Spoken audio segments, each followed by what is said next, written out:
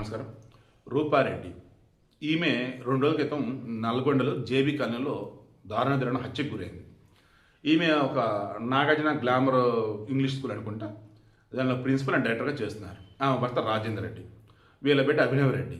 ఇతను హైదరాబాద్లో ఉంటాడు, ఇంజనీరింగ్ చేస్తూ. అక్కడ కూడా ఇల్లు ఉందట, అటు ఇటు వెళ్ళి వస్తూ ఉంటారు. మొన్న స్కూల్కి ఇలాగే వెళ్ళారు. ఎప్పుడు ఈవినింగ్ అరౌండ్ 6:25 అలా ఇంటికి వస్తారట. బట్ ఆ రోజు ఫ్రెండ్స్ వస్తారు అన్నట్టుగా ఆమె 5:25కి వచ్చారట. ఆ నెక్స్ట్ డే రోజు వాళ్ళ ఆయన ఫోన్ చేస్తే రెస్పాండ్ లేదు. దెన్ ఇంట్లో చెప్పారు, అంటే అద్దెకున్న వాళ్ళకి చెప్దామని అన్నప్పుడు అలికిడి లేదండి అన్నారు.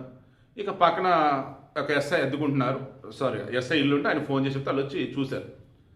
దారుణంగా చనిపోయాను. 23కి పైగా కత్తిపాట్లు. ఇప్పటి వరకు పోలీసులు ఎవరు చంపారో కనుక్కలేకపోయారు. ఇంట్లో దొంగతనం జరగల, అంటే వాంటెడ్ ఆమె చంపడానికి వచ్చారు. ఇప్పుడు ఏం చేస్తాను తెలుసా, 2010 నుంచి 2025 వరకు ఈ 15 సంవత్సరాల పాటు ఆమె దగ్గర 10th క్లాస్ చదివినటువంటి వాళ్ళు లిస్ట్ తీస్తున్నారు.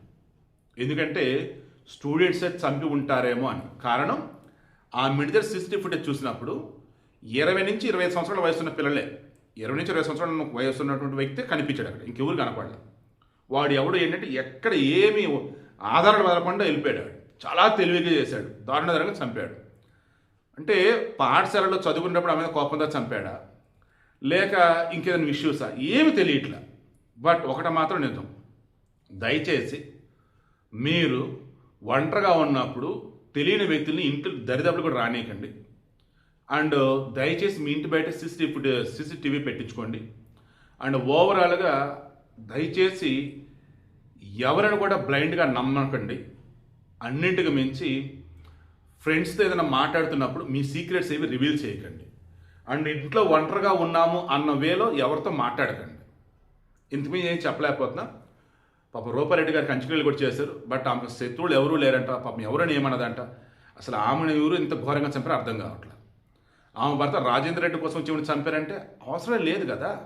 ఆమెను 23 కత్తిపోట్లు అంటే ఏంటి, దారుణం చంపినట్టు. అసలు వాంటెడ్ ఎవరో కక్ష పెంచుకొని వచ్చి చంపుకున్నారు. నాకు అనిపిస్తుంది అయితే ఆమె దగ్గర చదువుకున్న వాళ్ళు అయి ఉండాలి, లేదా ఆమె దగ్గర చదువుకున్నటువంటి ఆడపిల్లల్ని ప్రేమించిన వాడు అయి ఉండాలి. బట్ దారుణం అండి, అంత ఘోరంగా చంపడం.